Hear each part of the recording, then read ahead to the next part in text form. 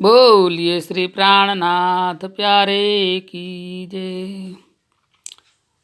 श्री जी साहिब जी बंगला जी के अंदर जो सभा हुई है उसके अंदर वर्णन कर रहे हैं कि हे साथ जी, आप कौन सी भूमि पर बैठे हो, इसका जरा विचार कीजिए।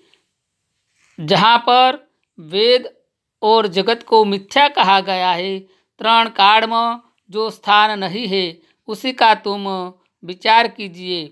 उसके आपको कैसी तरह से जान सकते हैं उसी का आप विचार कीजिए। जहाँ पर इंद्र नहीं था, आलम नहीं था, नहीं शास्त्र के संवाद कुछ भी नहीं था, कर्म नहीं था, उपासना कृत्य नहीं था, इस भूमि को आप याद कीजिए। नारायण को इसके बारे में कुछ गम नहीं है, स्वर्ग मृत्यु और पाताल का भी कुछ वर्णन नहीं है, तो इस भूमि को आप याद कीजिए। जहाँ कोई जन जाकर फिर काल पहुँच सकता नहीं है, उस भूमि को आप याद कीजिए। जीव नहीं है और ईश्वर भी नहीं है और मोह माया भी वहाँ पर नहीं है, इस स्वरूप को आप याद कीजिए। स्थूल सूक्ष्म कारण देह वहाँ पर है नहीं, तो इस रूप को, निज रूप को तुम याद कीजिए। प्रणव नहीं है और पुरुष भी नहीं है, वहाँ पर प्रकृति भी नहीं है और किसी प्रकार का कोई भाव भी नहीं है, इस भूमि को तुम याद कीजिए। शिव शक्ति का साधन भी नहीं है, वहाँ पर तो स्थिर भूमि है, उस भूमि को आप याद कीजिए। सबलिक ब्रह्म और केवल ब्रह्म भी जहाँ पर नहीं है और अदर विरजावास भी वहाँ पर नहीं है, उस भूमि को आप याद कीजिए। चांद नहीं है, सूरज भी नहीं है और वहाँ पर तो ब्रह्म विलास ही है, उस भूमि को आप याद कीजिए। हे साथ जी, ये अपने मूल महंगा वतन है, उसी को आप याद कीजिए। जहाँ पर जड़ है ही नहीं और किस प्रकार की जुगती भी नहीं है, वहाँ पर सर्व सदा चेतन ही चेतन है, वहाँ पर सब चीज चेतन है, उस भूमि को आप याद कीजिए। शून्य के पार अपनी सुरता को पहुँचाए तो आगे अक्षरधाम है और अक्षरधाम से आगे अक्षरातीत मूल मुकाम है, उसको आप याद कीजिए। वे अपना मूल मिलावा बीच में मध्य में आया हुआ है और जहाँ पर ये 12 ब्रह्मवित्त की लीला हो रही है, उसी को आप याद कीजिए। 7 घाट जमुना जी के ऊपर सुहामना आया हुआ है और ताल टापू को भी आप याद कीजिए।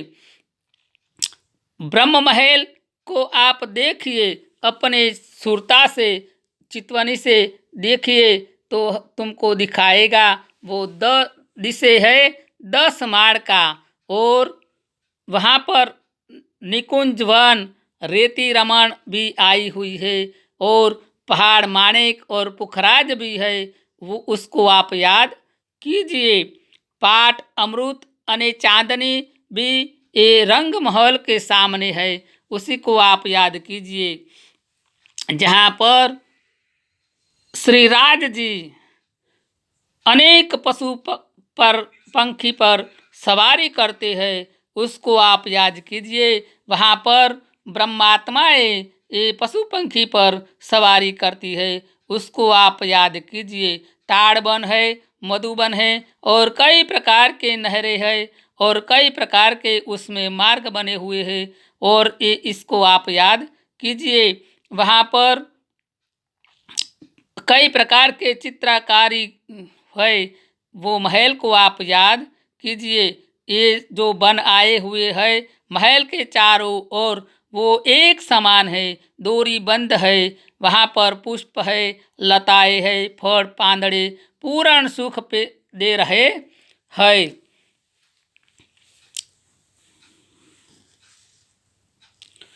जमुना जी के ऊपर वहाँ पर वन आए हुए है, 7 वन है, वो भी एक हीरे की समान दीपमान हो रहे हैं और शोभायमान है।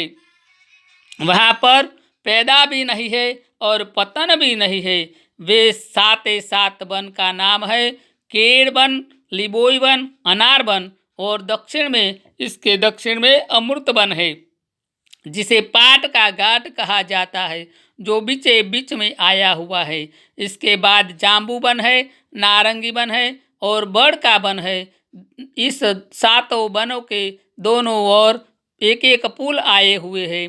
केल के निकट में आने वाला पुल को केल पुल कहा जाता है और बट के निकट आने वाला पुल को बटपुल कहा जाता है। इस शोभा अति रमणीय है।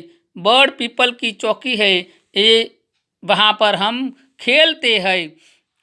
पश्चिम में अन्न का बान है, जो रंग भवन है, अपना जो रंग महल है, उसके पश्चिम दिशा में अन्न वन आया हुआ है।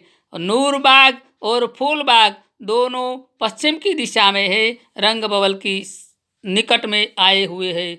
और वहाँ पर इसके आगे चौगान है खुला रेती का, वहाँ पर पशु पंखिया और राज्य सखिया खेल कूद करते हैं। और 8 सागर आए हुए हैं और 8 जिमी वहाँ बनी हुई है। उत्तर में लाल चबूतरा है, दाम के उत्तर दिशा में लाल चबूतरा आया हुआ है। वहाँ पर हम जब सखिया राज्य जाते हैं तो पशु पंखी मुद्रे को आते हैं और नए नए खेल दिखाते हैं। वहाँ पर बड़ी बैठक है, जो 12,000 सुंदर सात सखिया और श्री राज्य श्यामा जी वहाँ पर बैठक करते हैं। रंगमोहन की पूर्व दिशा में चौदनी चौक आया हुआ है।